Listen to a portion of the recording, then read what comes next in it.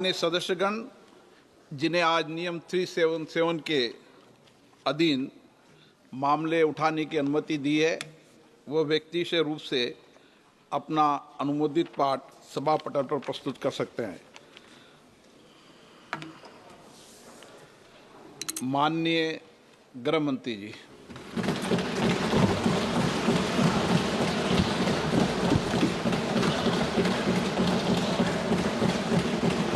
सम्माननीय अध्यक्ष जी, मैं आज पहलगांव में निर्दोष यात्रियों की नृशंस हत्या पाकिस्तानी आतंकवादियों के द्वारा जो की गई और उसके जवाब में देश के प्रधानमंत्री जी ने दृढ़ इच्छा शक्ति का परिचय कराते हुए ऑपरेशन सिंदूर की सेना को परमिशन दी और हमारे वीर जवानों ने सटीकता बहादुरी के साथ पाक स्थित आतंकवादी अड्डों को चूर चूर करने का काम किया। वो घटना पर जो बहस हो रही है, इसमें हिस्सा लेने के लिए मैं खड़ा हुआ हूं। माननीय अध्यक्ष जी, सबसे पहले पहलगांव में जो नृशंस हत्या की गई निर्दोष नागरिकों की, धर्म पूछकर उनको मारा गया, इनके परिवार के सामने मारा गया और बड़ी बर्बरता के साथ ये हत्याएं की गई, इसकी मैं घोर निंदा करता हूं। और जो मारे गए हैं इनके परिजनों के साथ अत्यंत हृदय की गहराइयों से मैं संवेदना भी व्यक्त करना चाहता हूं। ऑपरेशन सिंदूर के जवाब में पाकिस्तान के हमारे नागरिक ठिकानों पर गोलीबारी की, इसमें भी कुछ नागरिक हताहत हुए, गुरुद्वारा भी टूटा, मंदिर भी टूटा। जो भी नागरिक उसमें घायल हुए हैं और जो हताहत हुए हैं, वो सभी के प्रति मैं पूरे सदन की ओर से गहरी संवेदना व्यक्त करना चाहता हूं। माननीय अध्यक्ष जी, कल से यहां पर पक्ष और विपक्ष दोनों की चर्चा चल रही है और स्वाभाविक है, जब इस तरह की नृशंस घटना घटे देश में, तब इस पर मुक्त चर्चा भी होनी चाहिए, चिंतन भी होना चाहिए, आगे न हो इसकी व्यवस्था की भी चिंता होनी चाहिए। माननीय अध्यक्ष जी, मैं विषय पर आने से पहले आपके माध्यम से सदन को और सदन के माध्यम से पूरे देश को ऑपरेशन महादेव जो कल एक हुआ है, इसकी जानकारी देना चाहता हूं। माननीय अध्यक्ष जी, कल ऑपरेशन महादेव में सुलेमान उर्फे फैजल जट, अफगान और जिब्रान, 3 आतंकवादी सेना, सीआरपीएफ और जम्मू कश्मीर पुलिस के संयुक्त अभियान में ऑपरेशन महादेव में मारे गए। और माननीय अध्यक्ष जी, ये जो सुलेमान है, ए श्रेणी का लश्कर ए तोयबा का कमांडर था। पहलगांव हमले में और गगनगिर आतंकी हमले में वो लिप्त था। इसके ढेर सारे सबूत हमारी एजेंसियों के पास है। अफगान ए श्रेणी का लश्कर ए तैयबा का आतंकवादी था और जिब्रान भी ए ग्रेड आतंकवादी था। और माननीय अध्यक्ष जी, मैं सदन को और सदन के माध्यम से पूरे देश को बताना चाहता हूं, जिन्होंने बैसरन घाटी में हमारे प्रवासियों को, नागरिकों को मारा था, ये तीनों आतंकवादी ये थे और तीनों मारे गए।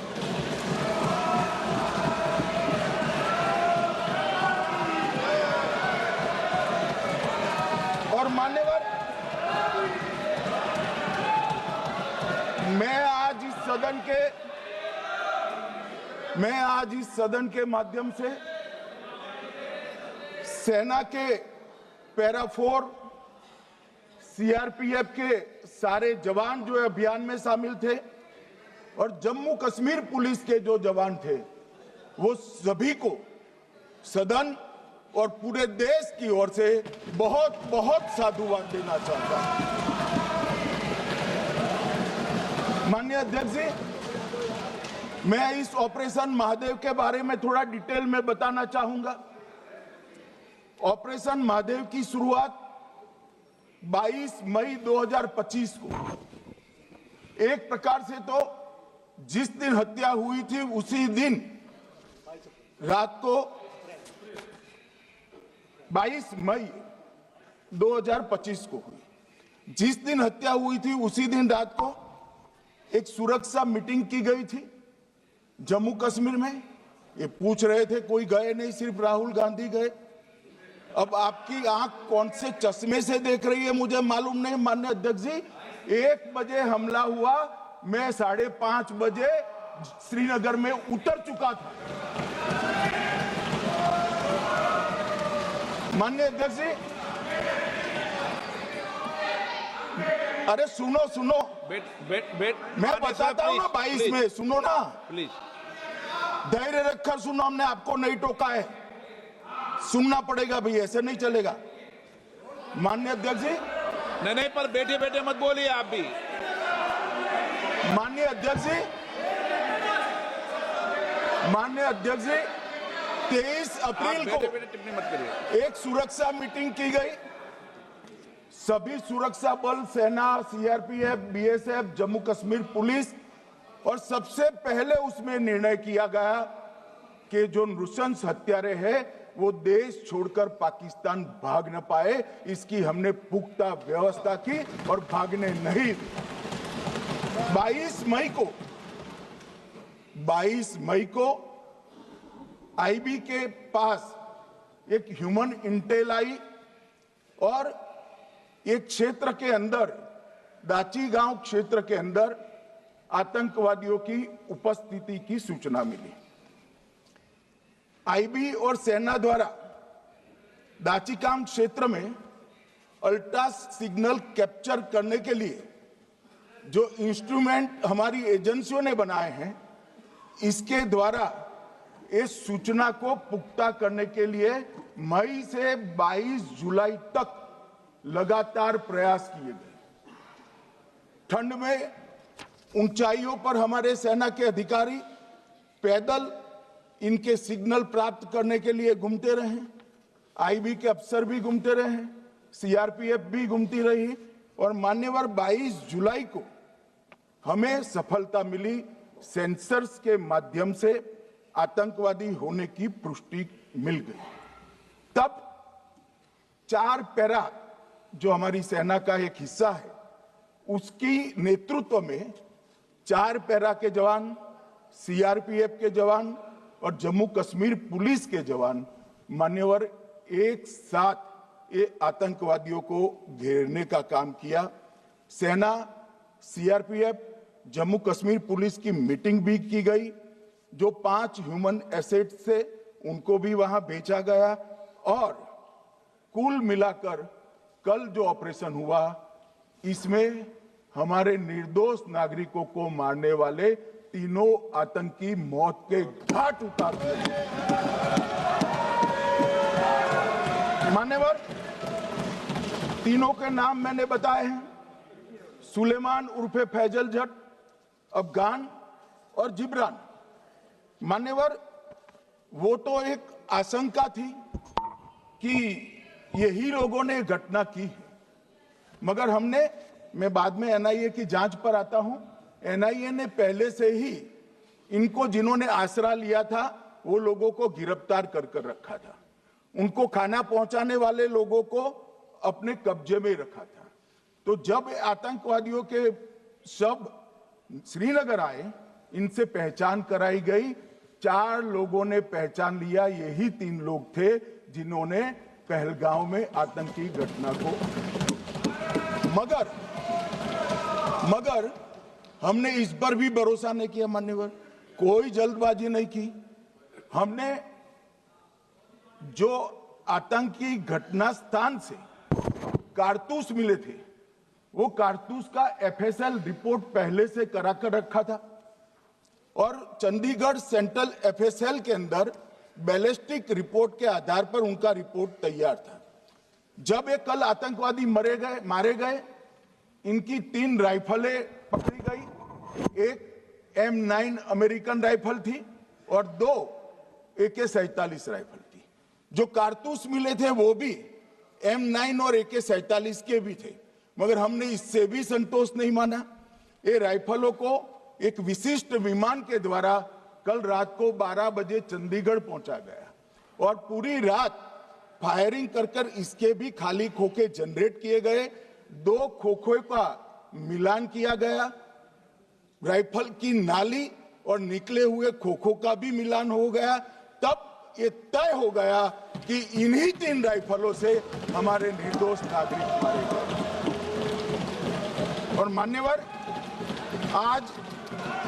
आज मैं सदन को बताते हुए बहुत खुश हूं। मोदी जी ने ऑपरेशन सिंदूर कर आतंकवादियों को जिन्होंने आतंकवादियों को भेजा था, उनके आकाओं को जमीन में मिलाने का काम किया था। सेना और सीआरपीएफ ने वो आतंकवादियों को भी समाप्त कर दिया। और मान्यवर,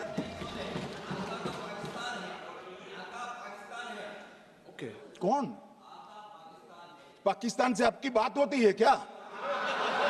अरे बैठ जाओ भाई।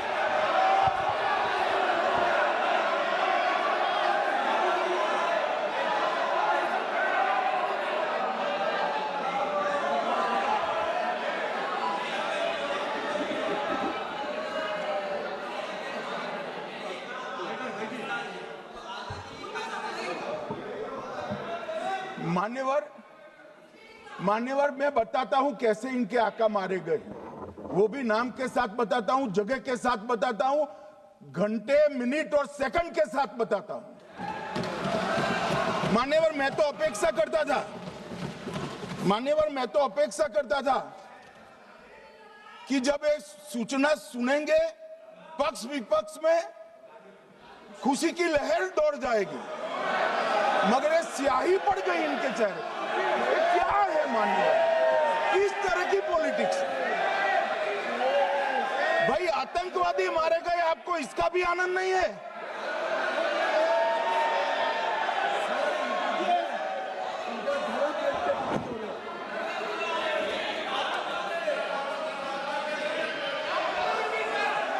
अखिलेश जी बैठ जाइए, मेरा पूरा जवाब सुनिए, आपका सब जवाब आ जाएगा। भाई, आप आतंकवादियों का धर्म देखकर दुखी मत होइए।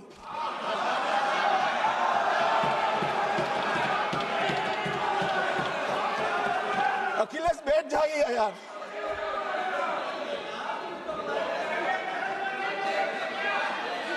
अखिलेश जी बैठ जाइए। मान्यवर, किसी को संशय रखने की जरूरत नहीं है। बैलिस्टिक रिपोर्ट मेरे पास है, मेरे हाथ में है और 6 वैज्ञानिकों ने इसको क्रॉस चेक किया है।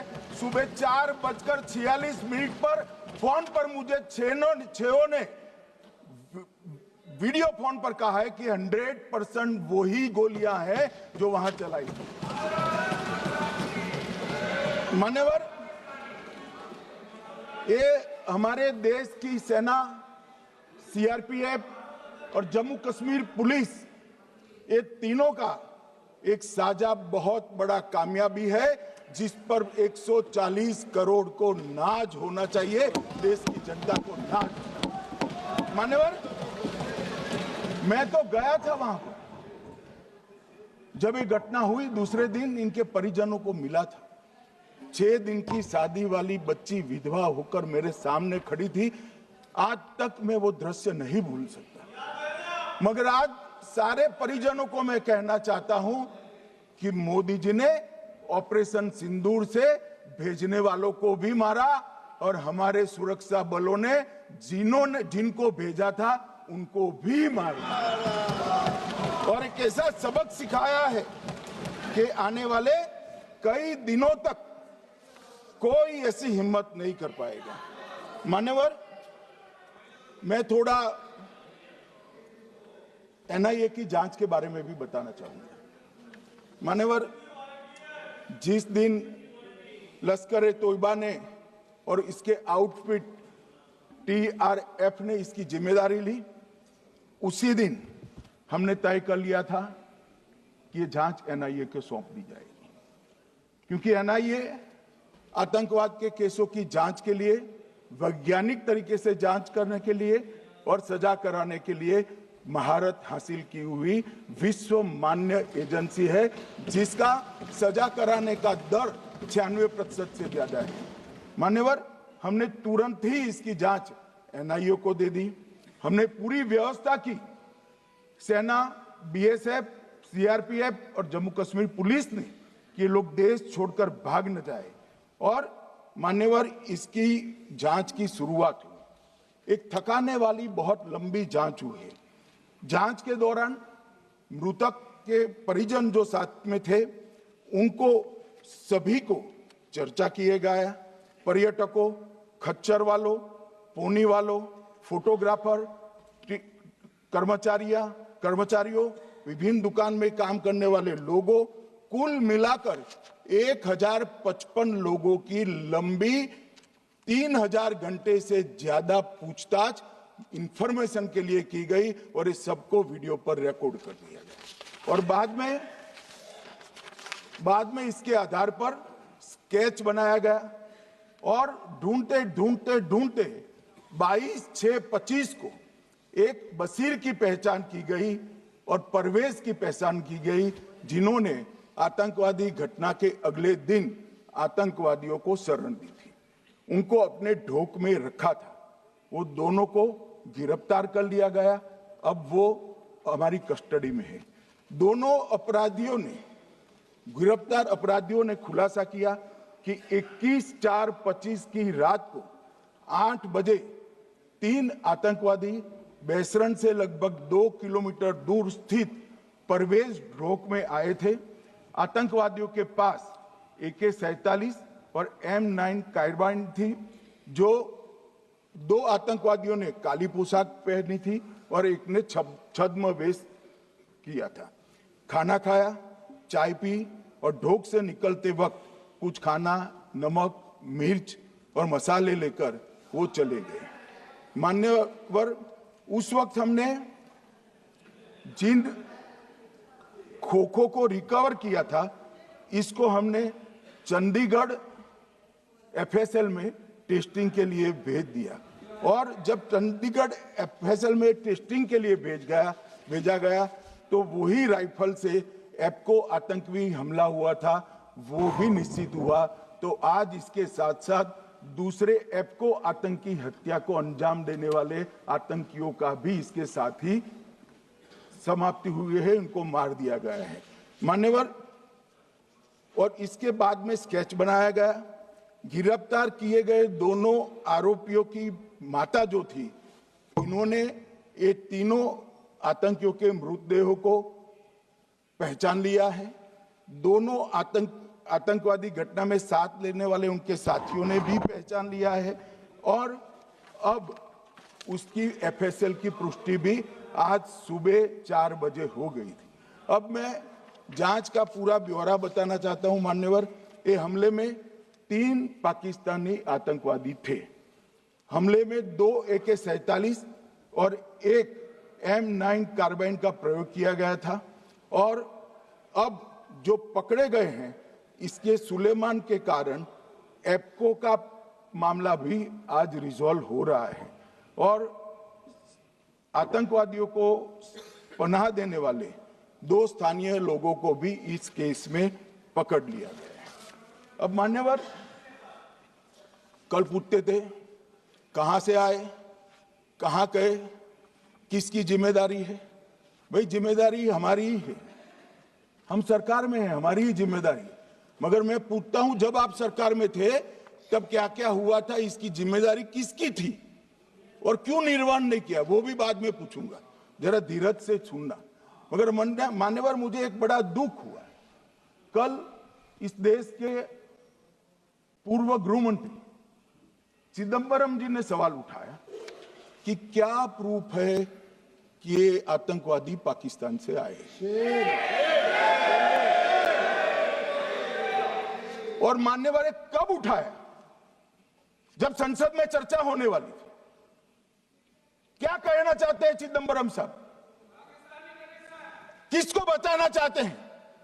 पाकिस्तान को बचाकर आपको क्या मिलेगा? वो ये कह रहे हैं कि और क्या है, मत जवाब दो।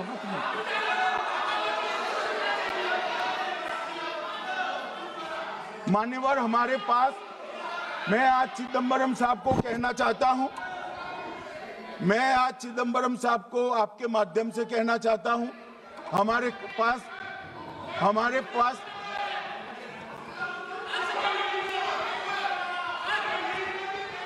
मान्यवर, हमारे पास प्रूफ है, वो भी मैं सदन के सामने रखना चाहता हूं कि तीनों पाकिस्तानी थे। 3 में से 2 के पाकिस्तान के वोटर नंबर भी आज हमारे पास उपलब्ध है। मान्यवर, ये राइफलें हैं, ये राइफलें भी हमारे पास उपलब्ध है। इनके पास से जो चॉकलेटें मिली हैं, वो चॉकलेटें ढोक में से मिली, वो भी पाकिस्तान की बनाई हुई चॉकलेट है। मान्यवर, ये कहते हैं कि पाकिस्तानी नहीं थे, इसका मतलब पूरी दुनिया के सामने इस देश का एक पूर्व गृह मंत्री पाकिस्तान को क्लीन चिट दे रहा है। और मान्यवर, वो पाकिस्तानी आतंकवादी नहीं थे, ऐसा बोलकर श्री चिदंबरम अगर पाकिस्तानी आतंकवादी नहीं थे तो पाकिस्तान पर हमला क्यों किया, वो भी सवाल खड़ा कर रहे हैं। मान्यवर, आज पूरी दुनिया ने, हमारे संसद सदस्य गए थे, स्वीकारा था कि हमला पाकिस्तान ने किया है। और इस देश का गृह मंत्री जो कांग्रेस पार्टी से आता है, वो कहता है कि क्या सबूत है? अरे मुझसे मांगते, मैं दे देता। टीवी से मांगते हैं, पूरी दुनिया के सामने उजागर करते हैं, सब सुबह खड़ा करते हैं। पाकिस्तान को बचाने का इनका ये षड्यंत्र आज 130 करोड़ लोग जान रहे हैं। बच नहीं पाओगे आप लोग, बच नहीं पाओगे। मान्यवर,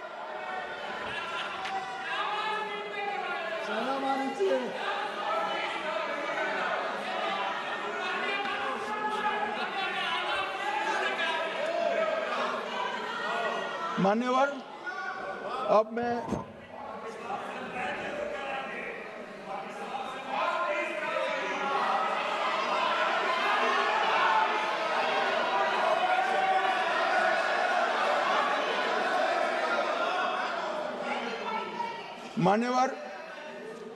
मैं पहलगांव आतंकी हमला और ऑपरेशन सिंदूर, ये दोनों घटनाक्रम के लिए मान्यवर ये अभी से थक जाते हैं।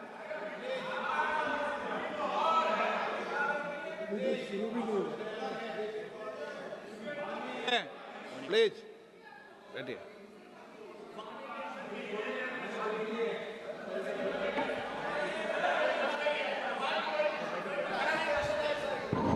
मान्यवर, मैं आपके माध्यम से कहना चाहता हूं, थोड़ा धैर्य रखे भैया, अभी तो शुरू हुआ है, अभी तो शुरू हुआ है। मान्यवर, मैं पहलगांव आतंकी हमला और ऑपरेशन सिंदूर के बारे में पूरा घटनाक्रम बताना चाहता हूं। कल ढेर सारे सवाल उठाए। वैसे तो मुझे लगता था कि कल रक्षा मंत्री जी के भाषण के बाद शायद कांग्रेस पार्टी सपोर्ट में भाषण देना शुरू करेगी, और अगर थोड़ी बहुत जनता की इच्छा की परख होती तो वो ही करते, मगर नहीं करा, क्योंकि रक्षा मंत्री जी ने बहुत बारीकी से ऑपरेशन सिंदूर की सफलता, इसकी जरूरियात, इसकी प्रासंगिकता और इसके परिणाम, इसके बारे में बहुत अच्छे तरीके से सदन के माध्यम से पूरी देश की जनता के सामने रखा जाए। मगर फिर भी उन्होंने बहुत सारे सवाल किए। अब सवाल किए हैं तो मुझे जवाब देना भी पड़ेगा, उनको सुनना भी पड़ेगा। मान्यवर, मैं पूरा घटनाक्रम बताना चाहता हूं। मान्यवर, 22 अप्रैल को पहलगांव में आतंकवादी हमला हुआ। इसमें 26 लोग मारे गए, 25 भारतीय और 1 नेपाली नागरिक। हमने उसी वक्त मैं श्रीनगर जाने के लिए निकल गया। रात को ही सुरक्षा बलों की मीटिंग कर ये भाग न पाए इसकी व्यवस्था की। माननीय मोदी जी ने 23 और 30 अप्रैल को सीसीएस की मीटिंग चेयर की। ये कह रहे हैं, मैं आज बताना चाहता हूं कि सीसीएस की 23 अप्रैल की मीटिंग में क्या हुआ। सबसे पहला कांग्रेस पार्टी का ब्लंडर था सिंधु जल संधि, इसको स्थगित करने का काम नरेंद्र मोदी जी ने। हमने अटारी के माध्यम से एकीकृत जांच चौकी जो चलती थी उसको बंद कर दिया। पाकिस्तानी नागरिकों के सार्क वीजा को सस्पेंड कर सभी को वापस पाकिस्तान भेजने का काम किया। पाकिस्तान स्थित उच्चायोग में रक्षा, सैन्य, नौसेना के सलाहकारों को अवांछनीय व्यक्ति घोषित किया। संख्या को 55 से घटाकर 30 किया और सीसीएस ने ये संकल्प लिया कि जहां पर भी ये आतंकवादी छुपे हैं उनको और उनकी ट्रेनिंग करने वाले अड्डों को सेना, पुलिस, सीआरपीएफ, बीएसएफ उचित जवाब देगी। मान्यवर, जिस तारीख को ये हुआ उसी दिन ये निर्णय हो चुका। मान्यवर, इसके बाद में कल गोगाई जी कहते थे मोदी जी 24 को पहलगाम जाने की जगह बिहार गए। सुनो यार। मान्यवर, मोदी जी जब ये पहलगाम घटना हुई यहां नहीं थे, विदेश में थे। आने के बाद तुरंत सीसीएस बैठक थी और मोदी जी जिस दिन बिहार गए उस दिन पहलगाम में कुछ नहीं, कोई नहीं था, सिर्फ राहुल गांधी थे। सारे लोग चले गए थे, सारे लोग वहां से अपने अपने ठिकाने पर चले गए थे। मगर इन्होंने एक बात कही, उस पर मेरी आपत्ति है। मान्यवर, उन्होंने कहा 24 अप्रैल को चुनावी भाषण किया। मान्यवर, देश का नेतृत्व करने वाले देश के प्रधानमंत्री की फर्ज होती है कि देश की संप्रभुता पर, देश के नागरिकों पर अगर ऐसा जघन्य हमला होता है तो जनता की भावनाओं के अनुरूप जवाब देना चाहिए। मान्यवर, मैं आज आपकी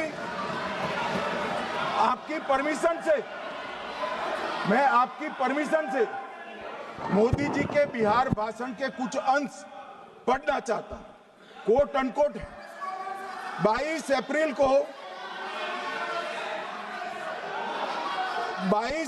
को पहलगाम का यह हमला केवल निहत्थे पर्यटकों पर नहीं बल्कि पूरे भारत की आत्मा पर एक दुस्साहसपूर्ण प्रहार है। आतंकवाद के प्रति दृढ़ और कड़ा रुख, आतंकियों और इसके हमले की साजिश रखने वालों की कल्पना से भी बढ़कर उनको सजा दी जाए। मान्यवर, महत्वपूर्ण है आतंकियों और इसकी साजिश रचने वाले दोनों को। आतंकियों की बची खुची जमीन भी मिट्टी में मिलाने का समय आ गया है। 140 करोड़ भारतीय इस बात के लिए एकजुट है कि आतंक के आकाओं की कमर तोड़ दी जाएगी। भारत हरेक आतंकवादी और उनके समर्थकों की पहचान करेगा, उनका पता लगाएगा और उन्हें दंडित करेगा। आतंकवाद कभी भी भारत की आत्मा नहीं तोड़ पाएगा। न्याय सुनिश्चित करने का मैं हर संभव प्रयास करूंगा। अनकोट। अब इसमें किसी को चुनावी भाषण दिखाई पड़ता है तो उसकी समझ शक्ति पर बहुत सारे सवालिया निशान लग जाते हैं। ये चुनावी भाषण नहीं है, आतंकवाद के खिलाफ लड़ने का 140 करोड़ भारतीयों का प्रतिघोष है जो मोदी जी ने वहां दिया। इनको चुनावी भाषण दिखाई पड़ता है। जैसे चश्मे होते हैं ऐसी ही दृष्टि होती है। मान्यवर, इसके बाद 30 अप्रैल को मान्यवर 30 अप्रैल को सीसीएस की बैठक हुई, पहले 23 को हुई थी। उसमें सशस्त्र बलों को पूर्ण ऑपरेशन की फ्रीडम दे दी गई। प्रधानमंत्री मोदी जी ने सीसीएस की उपस्थिति में रक्षा मंत्री, एनएसए और सेनाओं के प्रमुख के साथ बैठकर पूर्ण ऑपरेशनल फ्रीडम देने का काम किया और इसके बाद ये ऑपरेशन सिंदूर हुआ। मान्यवर, ऑपरेशन सिंदूर 7 मई को रात को 1:04 से 4 मिनट से 1:24 तक चला। उसमें पाकिस्तान के 9 आतंकी ठिकानों को ध्वस्त कर दिया और पूरी दुनिया ने इसके दृश्य देखे। साहब, इससे बड़ा संयमित हमला नहीं हो सकता। आजकल दुनिया में युद्ध चल रहे हैं, हम देख रहे हैं, बच्चे मर रहे हैं, महिलाएं मर रही, निर्दोष मर रहे। हमने 9 आतंकी अड्डों को समाप्त किया, परंतु एक भी सिविलियन नहीं मारा गया, केवल और केवल आतंकी मारे गए। स्थान थे मरकज सुभान अल्लाह बहावलपुर, मरकज तैयबा मुरीद के, महमूना जाया कैंप सियालकोट, अरे नाम सुनो काम में आएंगे, सरजाल camp Sialkot, Sawai Nala camp Muzaffarabad, Syedna Bilal camp Muzaffarabad, Gulpur camp Kotli, Barnala camp Bingbarg और अब्बास कैंप कोटली। मान्यवर, सर्जिकल स्ट्राइक और एयर स्ट्राइक में हमने पाक ऑक्यूपाई कश्मीर में ही हमला किया, एक प्रकार से भारत के हिस्से पर ही हमला किया। पाक ऑक्यूपाई कश्मीर हमारा ही है, तो हमने तो हमारे हिस्से में हमला किया। मगर इस बार 100 किलोमीटर अंदर घुसकर पाकिस्तान की भूमि पर आतंकवादियों को तबाह करने का काम। और मान्यवर, ये आतंकी के ठिकानों पर हमला हुआ, इसमें मारा कौन गया? हाफिज मोहम्मद जमील जैसे मोहम्मद के प्रमुख मौलाना मसूद अजहर के बहनोई, मुदस्सर खादियान मरकज तैयबा मुरीद का प्रमुख, याकूब मलिक जेएम पदाधिकारी, मोहम्मद हमसा जमील जेएम ऑपरेटिव, मोहम्मद यूसुफ अजहर गंभीर रूप से घायल था, फिर मारा गया।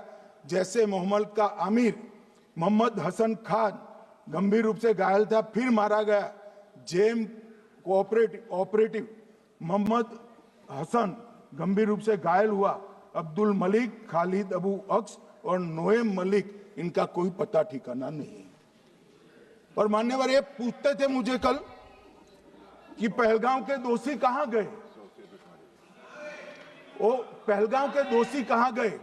ये जो मैंने, अरे सुनो ना यार, ये जो 10 मैंने नाम पढ़े हैं, इसमें से 8 ये चिदंबरम एंड कंपनी के समय में आतंकवादी घटना घटाने वाले लोगों को नरेंद्र मोदी जी ने मारा। ये हमें पूछते हैं कहां गए? अरे भाई, आपके समय में जो छुप गए थे उनको चुन चुन कर हमारी सेना ने समाप्त कर दिया है। और ये 10 नहीं, कल राजनाथ जी घबराते घबराते बोले हैं, अब ऑथेंटिक शब्द का है, मैं बढ़ा नहीं सकता, मगर कम से कम 100 लोगों को हमारी सेना ने समाप्त, 100 से अधिक लोगों को हमारी सेना ने समाप्त करने का काम। मान्यवर, और इस पर भी गर्व नहीं कर सकते आप, इस पर भी गर्व नहीं कर सकते।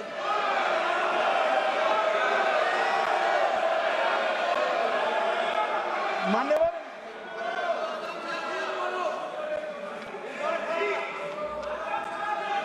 मान्यवर 7 मई को 1:26 पर 22 मिनट पर ये हमारा काम समाप्त हो गया। हमारे डीजीएमओ ने उनके डीजीएमओ को बता दिया कि भाई हमने आतंकवादी हमलों पर स्थानों पर सिर्फ हमला किया है, इनके हेडक्वार्टर पर हमला किया है, जो हमारा आत्मरक्षा का अधिकार है। पूरी दुनिया इसको एक्नॉलेज करती है। ऐसा नहीं हो सकता है मनमोहन सिंह के समय की तरह कि वो आकर मारेंगे और हम चुपचाप बैठे रहेंगे और जाकर चर्चा करेंगे। नरेंद्र मोदी सरकार, ऐसा नहीं हो सकता। डोजियर भेजते रहेंगे। मान्यवर, उरी में हमला हुआ, हमने सर्जिकल स्ट्राइक किया। पहलगाम में हमला हुआ, एयर स्ट्राइक करा, और अरे पुलवामा में हुआ, एयर स्ट्राइक करा, और पहलगाम में हमला किया। 100 किलोमीटर अंदर जाकर 9 अड्डों और 100 से ज्यादा आतंकवादियों को समाप्त। मान्यवर, अब देखिए, हमने तो हमला किया था पाकिस्तान स्थित टेररिस्ट ठिकानों पर। अब पाकिस्तान से गलती हो गई। टेररिस्ट ठिकानों पर जो हमला किया था उसको वो अपने पर का हमला मान बैठे, और पूरी दुनिया में कहते थे कि हमारा टेररिज्म से कोई लेन देन नहीं है। ये तो अब ऐसे ही ग्रुप करते, हम तो विक्टिम है, जो मनमोहन सिंह ने सर्टिफाइड भी कर दिया था कि ये भी विक्टिम है। मान्यवर, मगर दूसरे दिन इनकी श्रद्धांजलि का कार्यक्रम हुआ और पाकिस्तान को मालूम नहीं पड़ा कि ये पूरी दुनिया देखेगी। सेना के आला अफसर उनके नमाजे जनाजा में उपस्थित हुए, उनके जनाजे को कंधा दिया, और ये सारे आतंकवादियों के जनाजे के जुलूस के अंदर पाकिस्तानी सेना, इनके अफसर, आईएसआई के अफसर, वहां की पुलिस के अफसर अश्रुभीनी आंख के साथ जुड़े थे। और मान्यवर, ये सिंदूर ने पाकिस्तान को पूरी दुनिया में एक्सपोज कर दिया कि पाकिस्तान के अंदर टेररिज्म स्टेट स्पॉन्सर्ड टेररिज्म है। ये पूरी तरह से, मान्यवर, पूरी तरह से एक्सपोज हो गया। 8 मई को पाकिस्तान ने हमारे रिहायशी इलाकों में हमला किया, हमारे सेना के अड्डों पर हमला किया, मगर एक भी मिसाइल से उनका कुछ नुकसान नहीं कर पाई। बहुत नजदीक से की हुई गोलाबारी के कारण हमारे एक गुरुद्वारा टूटा, एक मंदिर टूटा, कुछ हमारे नागरिक हताहत हुए। और दूसरे दिन 9 मई को मोदी जी ने सेना को हुक्म दिया, एक मीटिंग करी, राजनाथ जी, मोदी जी, एनएसए, सेना के सारे अध्यक्ष, और जवाब देने का तय किया, और उनके 11 एयरबेस को क्षतिग्रस्त करने का काम किया। मान्यवर, 8 एयरबेस इतने सटीक तरीके से तोड़े गए, पाकिस्तान की पूरी एयर डिफेंस सिस्टम धरी की धरी रहेगी, कुछ नहीं कर पाई। नूर खान चकलाला एयरबेस तोड़ दिया गया, मुरीद तोड़ दिया गया, सुगुर्दा तोड़ दिया गया, रफीकी तोड़ दिया गया, रहीम यार खान तोड़ दिया गया, जकोबाबाद तोड़ दिया गया, सुक्कुर और भोलारी भी तोड़ दिए। और सुक्कुर, लाहौर, अरिफवाला, चुनेन, जकोकाबाद और नया चोर, ये 6 रडार सिस्टम भी उनके पूरी तरह से ध्वस्त कर दिए। 2 surface to air guided weapon Lahore और ओकारा में इनका जखीरा भी समाप्त कर दिया गया। और मान्यवर, ये हर चीज में पॉलिटिक्स करते हैं, हर चीज में।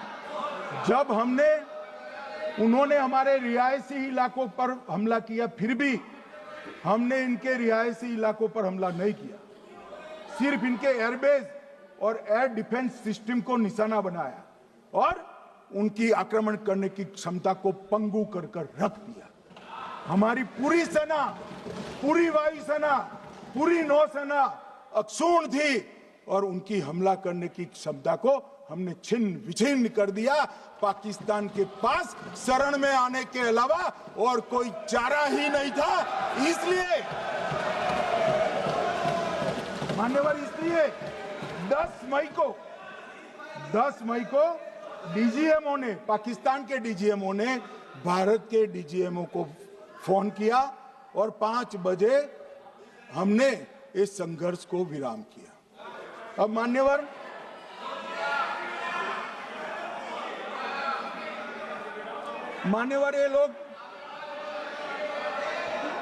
ये लोग कल सवाल उठा रहे थे कि इतनी अच्छी पोजीशन में थे, आपने युद्ध क्यों नहीं किया?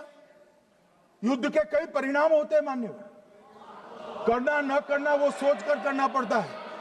मगर मैं इसी देश के इतिहास से कुछ घटनाएं बताना चाहता हूं। 1948 में मान्यवर, कश्मीर में हमारी सेनाएं निर्णायक बढ़त पर थी। सरदार पटेल ना बोलते रहे, जवाहरलाल नेहरू जी ने एक तरफा युद्ध विराम कर दिया। और मान्यवर, मैं बड़ी जिम्मेदारी के साथ कहता हूं, मैं इतिहास का विद्यार्थी हूं। पाक ऑक्यूपाई कश्मीर का अगर अस्तित्व है तो जवाहरलाल नेहरू जी की ये युद्ध विराम के कारण है। इसका जिम्मेदार जवाहरलाल नेहरू है। मान्यवर, 1960 में सरदार पटेल ने विरोध किया था, गाड़ी लेकर आकाशवाणी तक गए थे, घोषणा न करते, दरवाजे बंद कर दिए थे।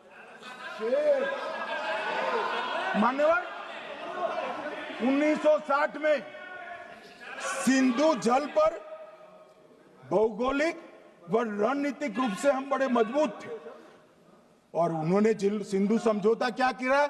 80% भारत का पानी पाकिस्तान को दे दिया।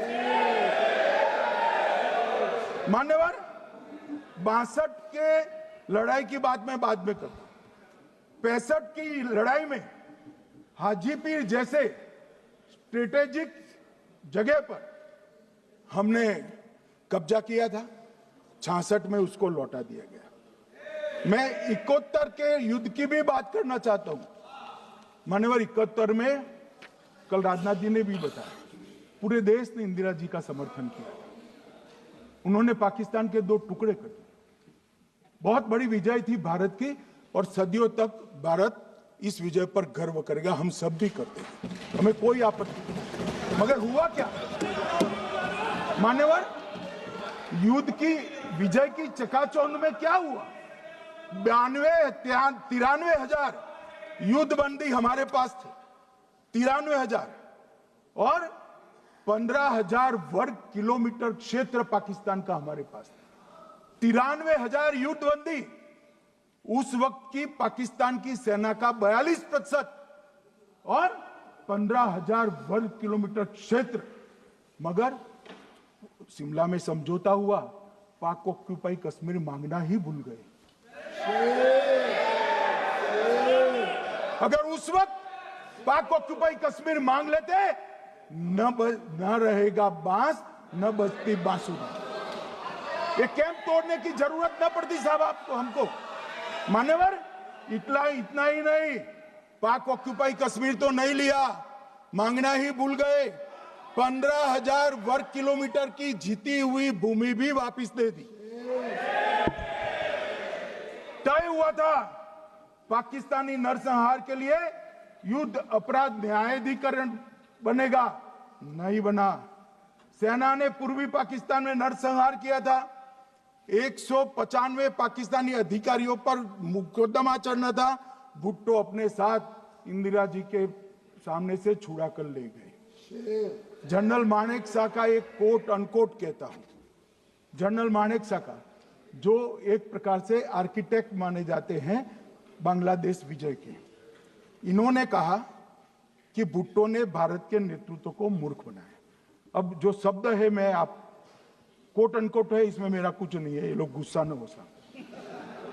आई told her into bracket Indira Gandhi, Indira ji को कहा that he into bracket Bhutto के लिए he has made monkey out of you. समझ में आता है? ये फील्ड मार्शल साहब ने कहा है मान्यवर, और ये हमें सिखा रहे, ये नहीं किया, वो नहीं किया, फलाना नहीं किया, ठिकाना नहीं किया। अरे भाई, आप तो पाकिस्तान को क्लीन चिट दे रहे हो कि पाकिस्तान ने हमला ही नहीं किया है। क्या अधिकार है आपको पूछने का? कोई अधिकार नहीं है साहब। देखिए क्या होता है, मैंने कहा पाकिस्तान को क्लीन चिट दे रहे हो, तो कनी मोदी जी कह रही है कि हम नहीं दे रहे हैं। कनी मोदी जी, माननीय अध्यक्ष जी, आपके माध्यम से मैं कनी मोदी को बताना चाहता हूं, माननीय सदस्य जी को, कि वो कह रही है हमने नहीं दिया, मगर जिसके साथ बैठते हो उसका दोस्त तो आपके सर पर आएगा ना। चिदम्बरम जी कर रहे हैं, आपके राज्य से है, कांग्रेस के प्रमुख नेता है, देश के पूर्व गृह मंत्री कह रहे हैं कि पाकिस्तान ने आतंकवादी नहीं भेजे थे। क्या क्लीन चिट देना चाहते? किसी को अधिकार नहीं है साहब यहां आतंकवाद पर बोलने का, किसी को अधिकार नहीं। मान्यवर, मैं अब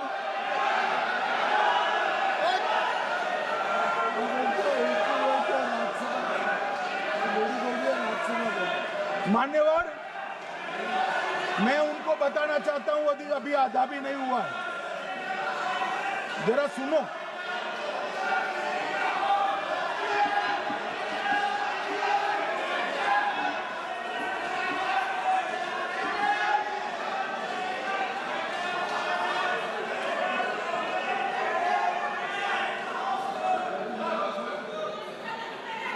मान्यवर, 62 के चिन्ह में क्या हुआ, 62 के युद्ध में क्या हुआ? ये अभी कल कुछ कांग्रेस के सदस्य चीन का सवाल पूछ रहे थे, मैं आज पूछना चाहता हूं 62 के युद्ध में क्या हुआ? 38,000 वर्ग मीटर, पूरा सदन ध्यान से सुने, 38,000 वर्ग मीटर अक्साई चीन का हिस्सा चीन को दे दिया गया, और वर्ग किलोमीटर ही बोला, वर्ग किलोमीटर। और मान्यवर, ऐसी ही चर्चा उस वक्त सदन में हुई, मैं तो बड़ी गंभीरता से जवाब दे रहा हूं, मुझे बोलने नहीं देते। जवाहरलाल नेहरू जी ने क्या कहा? वहां घास का एक तिनका भी नहीं उगता है, वो जगह को क्या करे? तो एक संसद सदस्य ने, नेहरू जी का सर मेरे जैसा था, महावीर प्रसाद त्यागी जी ने कहा कि आपके सर पर भी एक बाल नहीं, वो चीन बेच दे क्या? मान्यवर इस तरह से जवाब देते थे, नॉन सीरियस टाइप के जवाब। और कल गोगोई जी बड़ा बड़ा उछल उछल कर बोल रहे थे। अरे गोगोई जी, आपको मालूम है उन्होंने चीन के बारे में, आसाम के बारे में क्या क्या था? आसाम को आकाशवाणी पर बाय बाय कह दिया। रिकॉर्डिंग है, रिकॉर्डिंग है।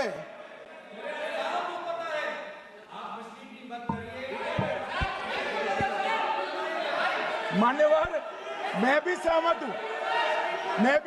हूं, पूरे आसाम को पता है। मान्यवर,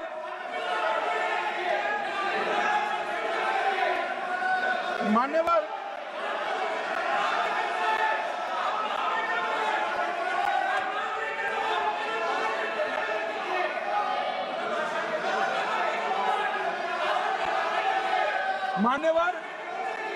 मुझे मालूम है पूरे आसाम को पता है, इसीलिए तो वो विरोध पक्ष में बैठे हैं वहां पर आसाम में, पूरे आसाम को पता है। और मान्यवर,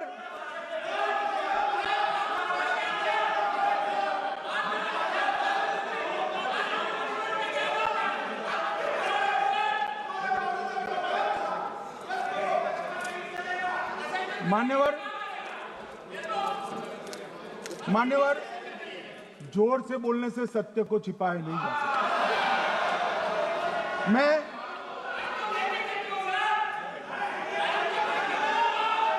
मान्यवर में selected works of Jawaharlal Nehru series volume 29 पृष्ठ 231 पर से एक जवाहरलाल नेहरू जी के पत्र को कोट करना चाहता हूं।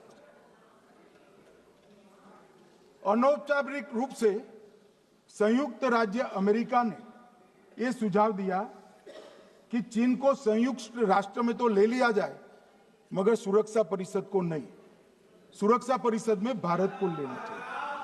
यह अमेरिका का प्रस्ताव था। नेहरू जी ने कहा हम इसे स्वीकार नहीं करते क्योंकि इससे चीन के साथ हमारे संबंध खराब होंगे और चीन जैसे महान देश को बुरा लगेगा। मान्यवर आज चीन सुरक्षा परिषद में है और भारत बाहर है। मोदी जी प्रयास करें अंदर ले जाने का, इसका कारण जवाहरलाल नेहरू का ये स्टैंड है।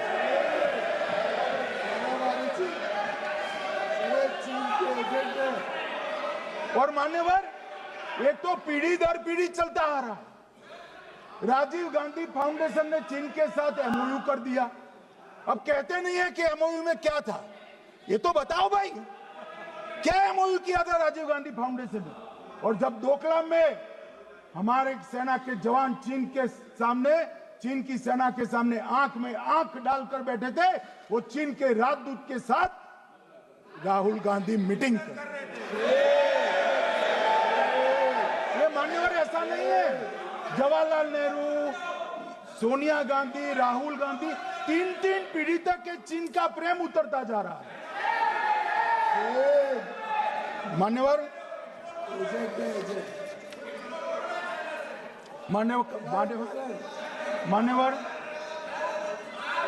मैं अभी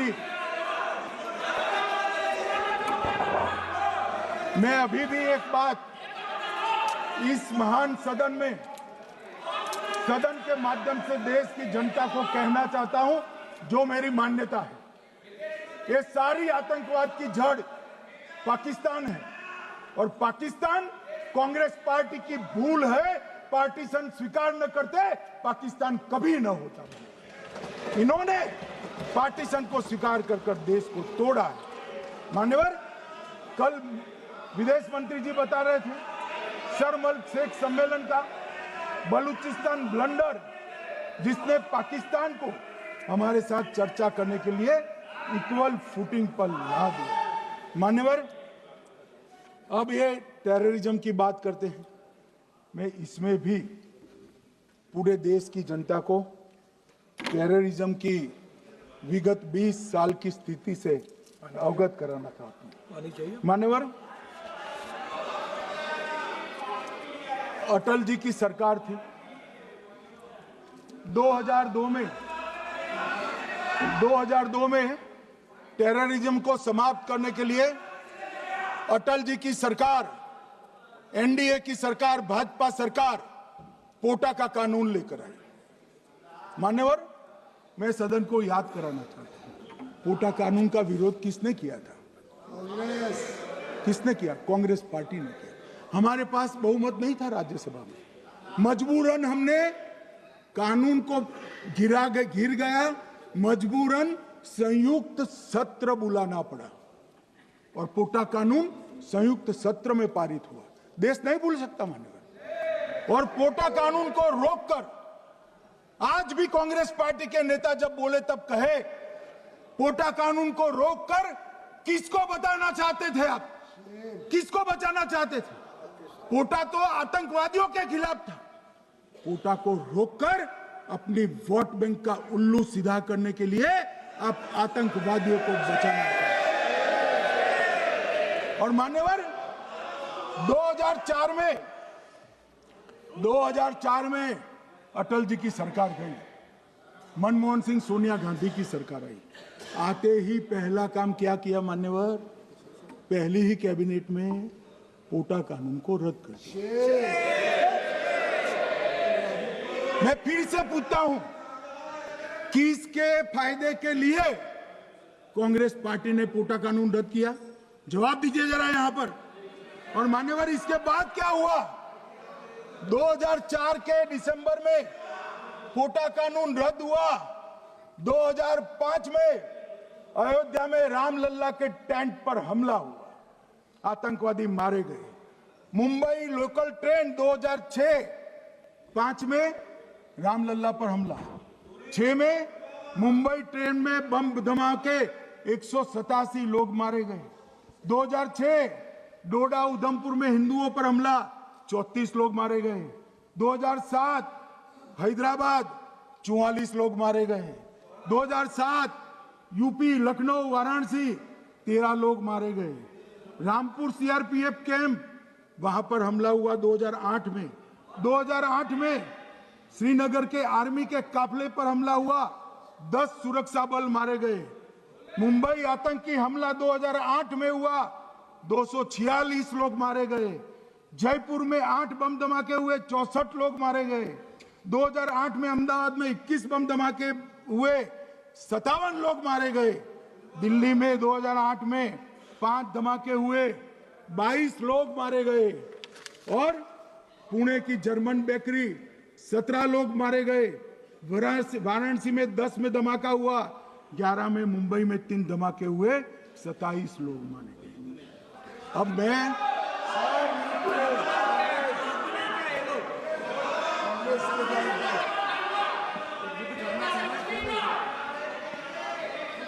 मान्यवर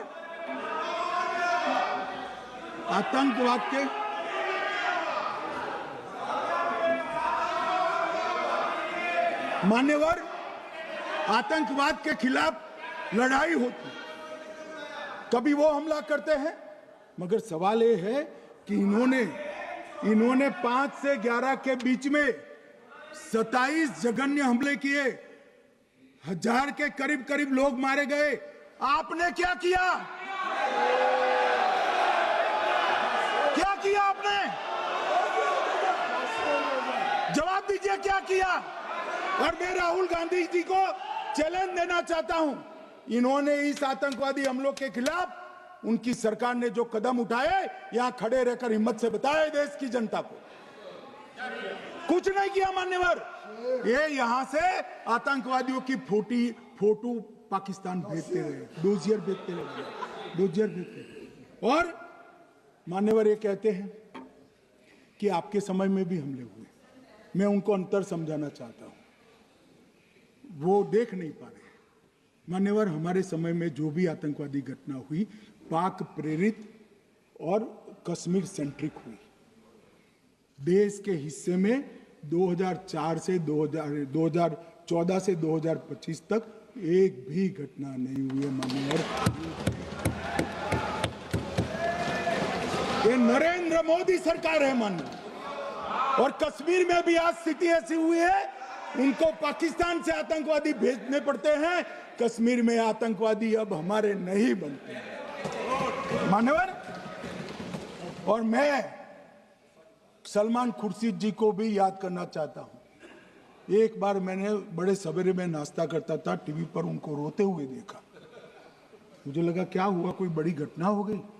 तो रोते रोते वो श्रीमती सोनिया गांधी के घर से बाहर आ गए कि बाटला हाउस की घटना देखकर सोनिया जी फूट फूट कर रो पड़ी। अरे रोना था तो शहीद मोहन शर्मा के लिए रोते, बाटला हाउस के आतंकवादियों के लिए रोना आता है। और मान्यवर ये हमें पूछते हैं कि आपने क्या किया। कोई अधिकार नहीं है पूछने का, कोई अधिकार नहीं है मान्यवर। और ये हमें पूछते थे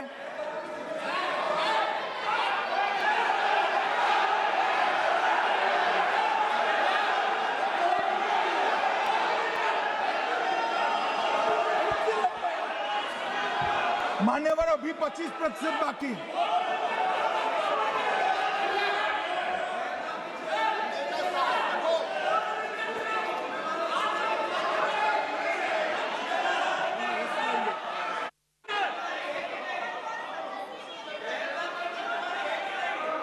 बैठिए, जवाब दे रहे हैं ना आपका, जवाब दे रहे हैं आपका। पहलगांव के बाद जो घटनाक्रम घटित उसका जवाब दे दिया ना माननीय गृह मंत्री जी ने। आपने पूछा आतंकवादियों क्या हुआ, आतंकवादियों का जवाब दे दिया। क्या पूछना चाहते हैं आप? आपने हर सवाल पूछा, हर सवाल जवाब सुनिए। माननीय गृह मंत्री जी।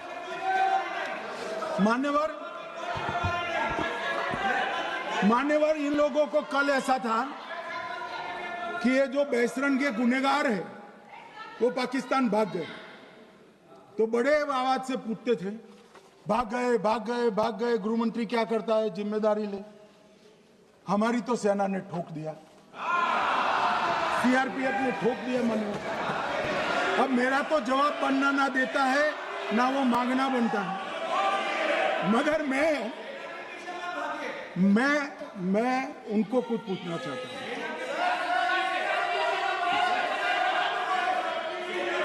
मान्यवर,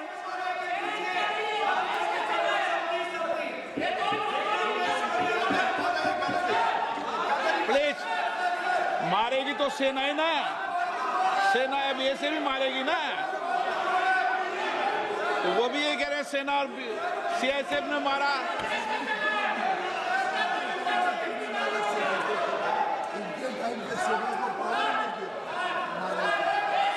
मान्यवर, ये कहते हैं, साहब इसको बिठाओ जरा।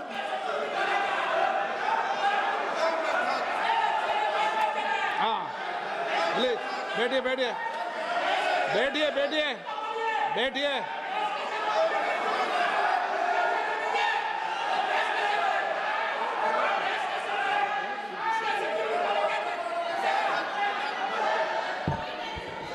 सबको मान्यवर, ये लोग मुद्दा उठाना चाहते हैं तो जरूर उठाए।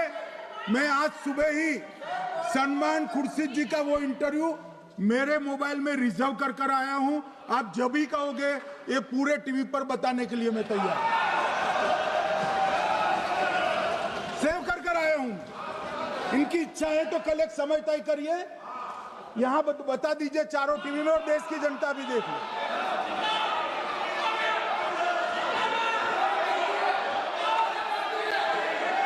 मान्यवर कह रहे हैं बताओ, आप बताओ, बताना है या नहीं बताना? नहीं, पूछो ना उनको। Please please.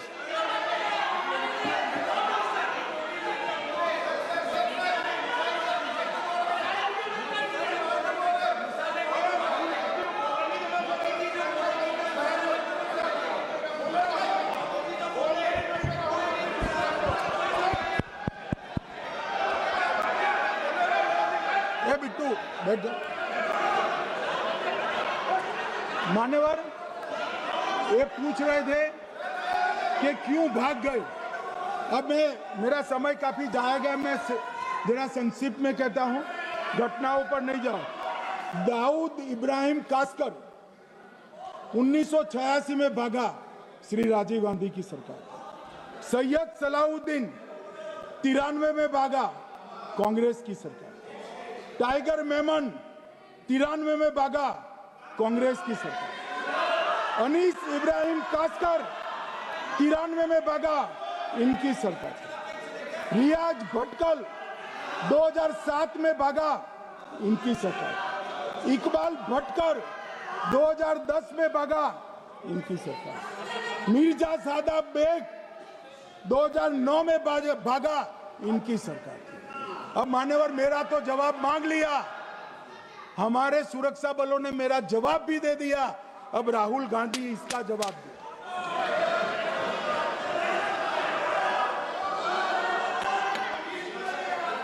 मान्यवर, अब मैं कश्मीर के विषय में मैं बात करना चाहता हूं। कल कहते थे कि गृह मंत्री ने भाषण किया था कि 370 की कलम जाएगी तो आतंकवाद कम हो जाएगा। क्या हो? मान्यवर, मेरा हिसाब देना बनता है। हम भारतीय जनता पार्टी के कार्यकर्ता हैं, ये नरेंद्र मोदी जी की सरकार है, हम जवाबदेह होते हैं जनता के प्रति, संसद के प्रति और देश के हितों के प्रति। मैं आज देश की जनता के सामने 2004 से 14 और 2015 से 25 10-10 साल का लेखा जोखा रखना चाहता हूं। 2004 से 14 में अखंड सोनिया मनमोहन की सरकार थी 10 साल की, और 15 से 25 अखंड रूप से नरेंद्र मोदी जी की सरकार। कश्मीर में टेरर इंसिडेंट 7,217 हुए थे 2004 से 14 में। 70% की कमी के साथ 2150 हो गए 1525। नागरिकों की मृत्यु 2004 से 14 में 1770 हुई, 2015 से 25 में कम होकर 357 हो गई, 80%। सिक्योरिटी फोर्सेस की मृत्यु 1060 हो गई उस वक्त, और हमारे समय में 542 हुई, और टेररिस्टों की मृत्यु में 123% की वृद्धि हुई। ये हमें पूछ रहे हैं क्या हुआ? आंकड़े से भाग नहीं सकते भाई, आंकड़े से भाग नहीं सकते।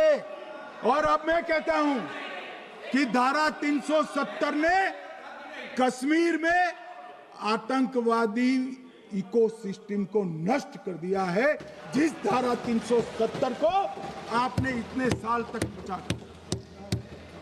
हमने जीरो टेरर प्लान बनाया है, एरिया डोमिनेशन प्लान बनाया है, मल्टी लेवल डिप्लॉयमेंट किया है, सुरक्षा जेलें बनाई हैं, 98% ट्रायल अब वीडियो पर हो रहे हैं। हमने संचार साधन बसाए हैं और 702 फोन विक्रेता जेल में डाले, 2667 सिम कार्ड बन गए। हमने, एक जमाना था साहब 10-10 हजार लोगों के जनाजे निकलते थे, पूरे देश ने घटनाएं देखी होगी, बुरहान वानी मर गए, फला मर गए, ढिका मर गए, 10-10 हजार। अब जो मारा जाता है उसको वही दफना दिया जाता है। किसी भी आतंकवादी को उसका महिमा मंडन करने के लिए जनाजे की इजाजत नरेंद्र मोदी के शासन में नहीं। मान्यवर, आतंकवादियों के सगे वाले और समर्थक चुन चुन कर हमने नौकरियों से निकाले, पासपोर्ट रद्द कर दिए हैं, गवर्नमेंट कॉन्ट्रैक्ट रद्द कर दिए हैं, 75 से ज्यादा आतंकी समर्थकों को कोर्ट से ऑर्डर लेकर सरकार से बर्खास्त कर दिया गया है। बार काउंसिल उनके समर्थकों से भरी थी, सस्पेंड कर नया लोकप्रिय चुनाव हमने कराया है। मान्यवर, कई संगठन बैन करे, मैं बाद में बताता हूं। विशेष यूएपीए अदालतें बनाई हैं, लगभग मार्च 22 से 25 के बीच में यूएपीए के 2267 मामले हमने जब्त किए हैं, दर्ज किए हैं, 374 कुर्की किए हैं। और परिणाम क्या है मान्यवर? ये पूछ रहे हैं परिणाम क्या है? शुतुरमुख वृत्ति से अगर मिट्टी में सर रखकर बैठोगे तो कुछ नहीं, सूर्य भी नहीं दिखेगा। मान्यवर, परिणाम आया है। पहले ऑर्गेनाइज्ड टाउन पेल्टिंग साल की 2654 होती थी एवरेज इनकेस में। कितनी मान्यवर? 2654 पथराव होते हैं, 2024 में 0 हो गए। मान्यवर, ऑर्गेनाइज हड़ताल पाकिस्तान से ऐलान करते थे, घाटी बंद रहती थी। पाकिस्तान की भी हिम्मत नहीं है, घाटी में भी हिम्मत नहीं है। इनके समय में साल में 132 दिन घाटी बंद रहती थी, अब ऑर्गेनाइज हड़ताल 3 साल से 0 है। मान्यवर, टाउन पेल्टिंग में नागरिकों की मृत्यु हर साल 112 होती थी, 3 साल से नागरिकों की मृत्यु 0 है। मान्यवर, जख्मी होते थे 6235 लोग टाउन पेल्टिंग में, आज 0। मान्यवर, आज मैं बताता हूं, एक समय में हुर्रियत के नेताओं को यहां वीआईपी ट्रीटमेंट मिलती थी, हुर्रियत के साथ चर्चा करते थे, और ये हुर्रियत वाले आते थे, रेड कारपेट पूरा रोड खाली कर सीधा आता था, और मनमोहन सरकार के दूत इनके साथ चर्चा करते थे। सारे हुर्रियत के कंपोनेंट हमने बैन कर दिए हैं सारे जेल की सलाखों के पीछे। हम कोई हुर्रियत से बात करना नहीं चाहते। मैं सदन में नरेंद्र मोदी जी की नीति दोहराना चाहता हूं। हुर्रियत टेररिस्ट संगठनों के आउटफिट है, हम इनसे बात नहीं करेंगे। हम अगर किसी से बात करेंगे तो घाटी के युवाओं के साथ बात करेंगे, हुर्रियत के साथ। मान्यवर, चुनाव के दौरान डर का माहौल होता था, अब 98.3% मतदान हुआ पंचायत चुनाव। कांग्रेस की बंद बहिष्कार का समय बंद हो गया। सेपरेटिस्ट बात करना चाहते थे, अब वो नहीं कर सकते। और मान्यवर, 2019 के बाद हमने कितने संगठन बैन करे, मैं बोलना चाहता हूं, थोड़ा समय चाहिएगा मान्यवर।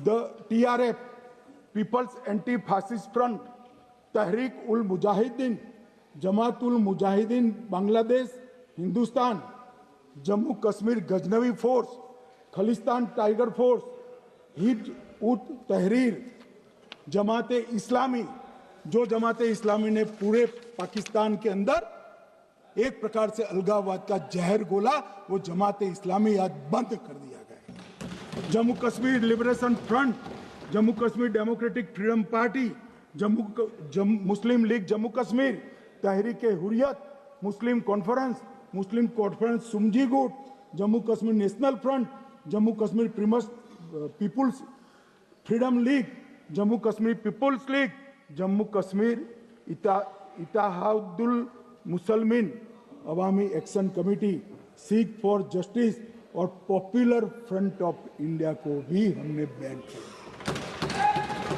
और ये शांति ऐसे नहीं हुई है। और ये कहते हैं कि एक भी घुसपैठ नहीं होती है।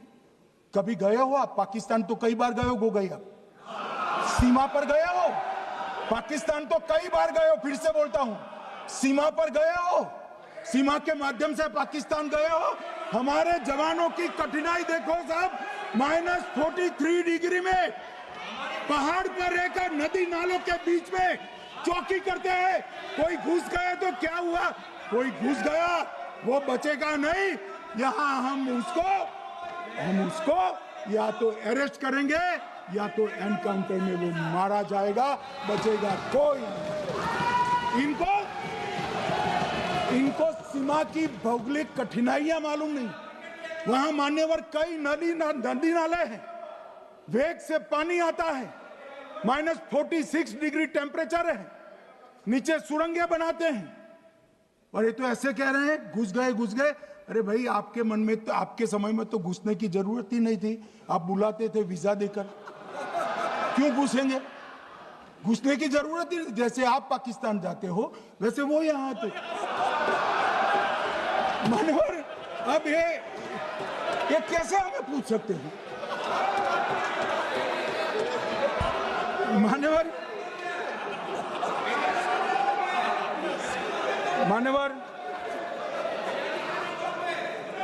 मैं समझ रहा हूं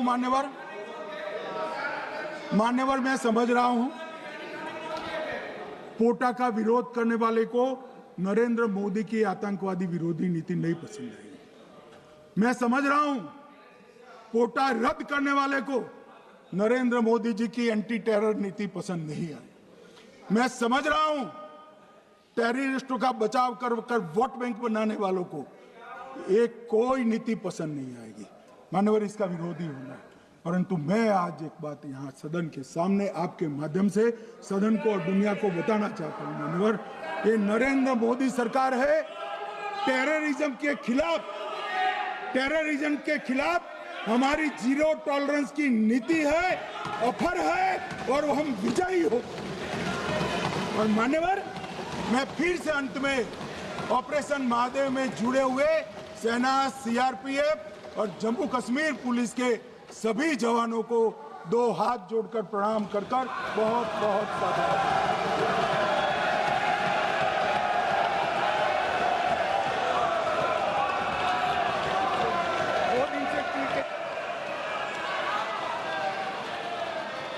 ಕ್ಷಣದ ಸುದ್ದಿಗಳಿಗಾಗಿ ಫ್ರೀಡಂ ಟಿವಿ ಸಬ್ಸ್ಕ್ರೈಬ್ ಮಾಡಿ, ಲೈಕ್ ಮಾಡಿ ಹಾಗೂ ಫಾಲೋ ಮಾಡಿ. ಹೊಸ ಸುದ್ದಿಗಳ ನೋಟಿಫಿಕೇಶನ್ಗಾಗಿ ಬೆಲ್ ಐಕಾನ್ ಮೇಲೆ ಕ್ಲಿಕ್ ಮಾಡಿ.